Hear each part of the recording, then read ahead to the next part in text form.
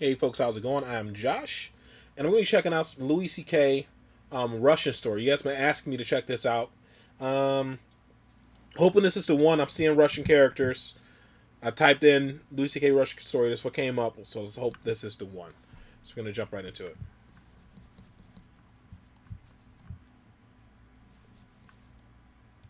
And at the time, I was a writer for the Conan O'Brien show, and I had written there for 2 years, and I was burnt out, and I didn't want to do it right anymore. in the middle of something. So I went to the head writer, and I said, I have to quit because I think I'm going to have a nervous breakdown. And he said, take 2 weeks off, and we'll pay you for the 2 weeks. And I said, okay, I'll do that. So I had nowhere to go, and I thought, maybe I'll go to Russia. It's I random. really don't know why. I can't really explain any decisions I made then. Because I have children now, so you don't have to search when you have children. You're not like, oh, what could I do to enhance my life? You're just sort of compelled to do whatever comes at you at a certain age in life. But I was in my 20s. I had no wife, nothing. I had no girlfriend even. I just was this guy, and I had money from a TV job, and so I just said, I'm going to go to Russia, because when I was a kid, I used to read Russian novels, and I loved them, and I would open all the windows so I would be cold, and I wanted to be cold like they were.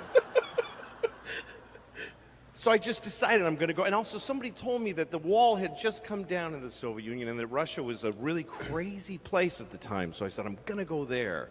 I speak no Russian.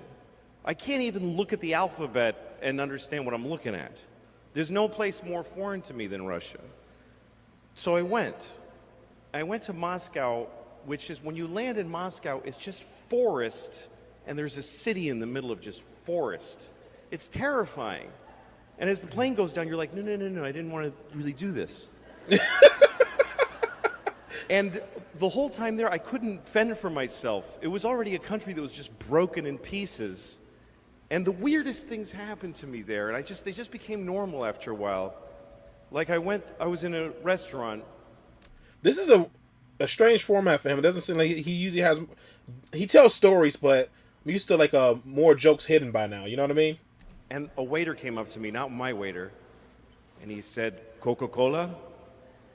And I said, uh-huh. He said, Coca-Cola. And I said, sure. I don't drink Coca-Cola, but I had learned by that point to just do what they're asking you to do. Sure. So he went to the kitchen and he got a Coke in a can, and he handed it to me, and he said, $5. Jesus. Because only dollars were worth anything there. And I said, okay, on my bill. He said, no, $5, me now. So I gave him $5, and he put on his coat and he left. He just sold me a Coke on the side and then quit his job. So those are the kind of confusing moments I was having there. And I couldn't talk to anybody, and I was so lonely. It's difficult. I mean, I was alone, and I just sit in the room and go, okay, that was a really fucked up day. I hated that day. And I tried to watch television, and the TV was American shows like Dynasty. And the way they translate, they didn't have, what they did was the sound is a little down, and there's just one man saying all of the dialogue over the whole show. I was there for 2 weeks, and it just was crushingly, I had made no contact with anyone.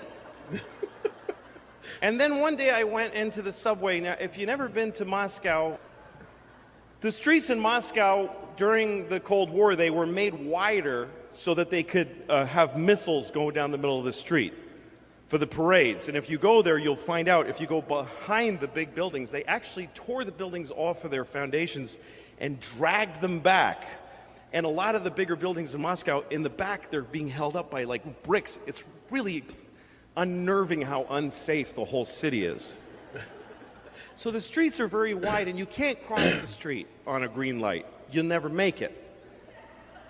So they made tunnels so you can go under, and those are connected to the subway. And the subway in Moscow, you go down in an escalator, and you keep going until you think, it just keeps going. Like, this is so deep, this is really upsetting. But anyway, everyone hangs out in these tunnels. I went in the middle of December. I went to Russia in the middle of December alone. And I'm standing in the subway and I'm watching a violin player. And the one thing about Russia, still today, I think, is that no one has any money. So when you see a guy playing the violin in the subway, he's like the first chair violin for like the Russian symphony orchestra, because that doesn't pay shit. And at least he can get a few kopecks in the subway. So I'm watching him, and everybody, these other people are sitting on the floor, and we're crying. Everybody's crying.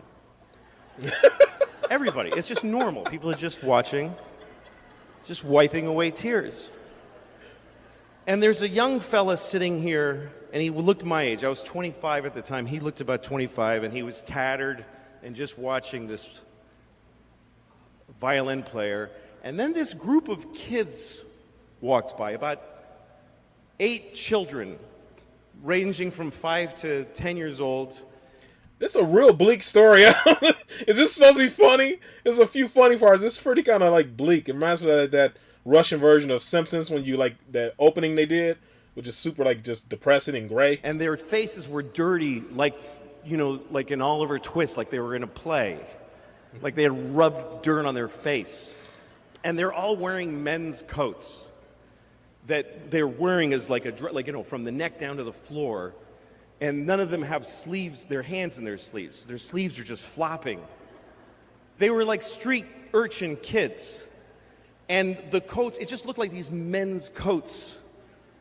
And you kind of knew all the men who owned those coats are dead. And at least one of these kids killed those guys. Like, I swear I looked at an 8-year-old's face and thought, he has murdered. And that's what they looked like, just tough little kids. And I'd seen them before in Moscow. They work in groups.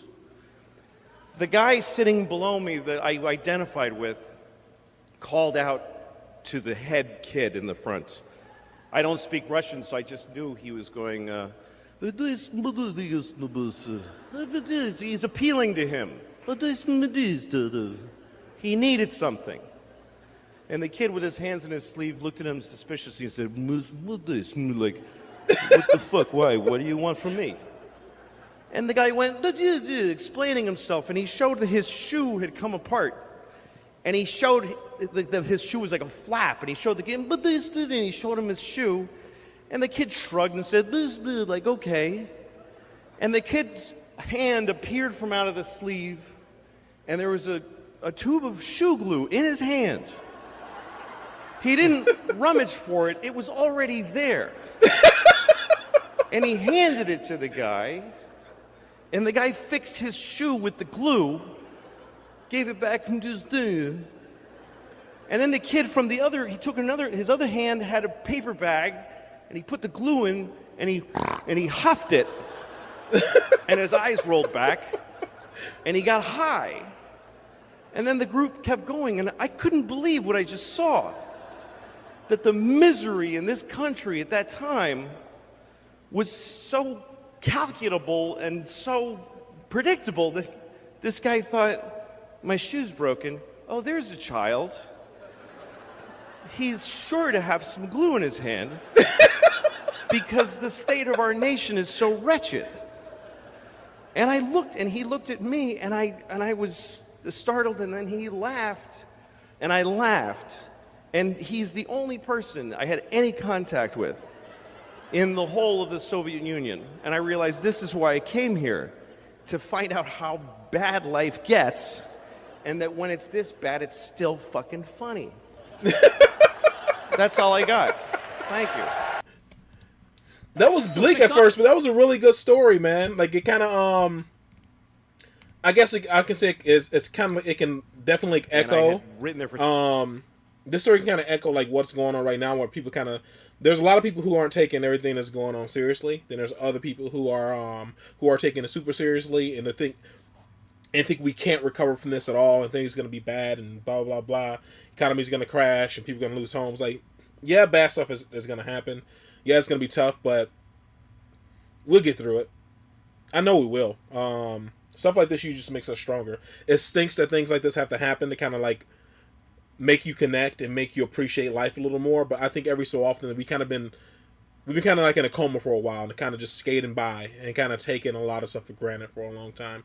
I know I have, like with like my intense work schedule, how often I work and all that kind of jazz. You kind of take like your time like for granted, where I just work all day, sometimes 13, 14 hour shifts, come home, eat, maybe scroll through YouTube and then go to bed. And it makes you appreciate that time more because my wife works a lot, I work a lot, and it just be this like this time we've been having together and the time I've been able to kind of like reconnect with my mom and stuff like that and other family members. It's been great, man. Hopefully everybody's trying to find some positive out of this whole thing.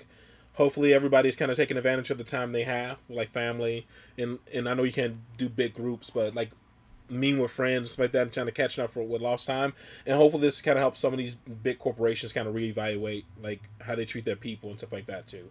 I'm really hoping that happens. Like, and if this can be a new norm where like if you can do your job remotely, should you be able to, and should they give people more, so people can have more time at home, so people can, especially people with kids and stuff like that.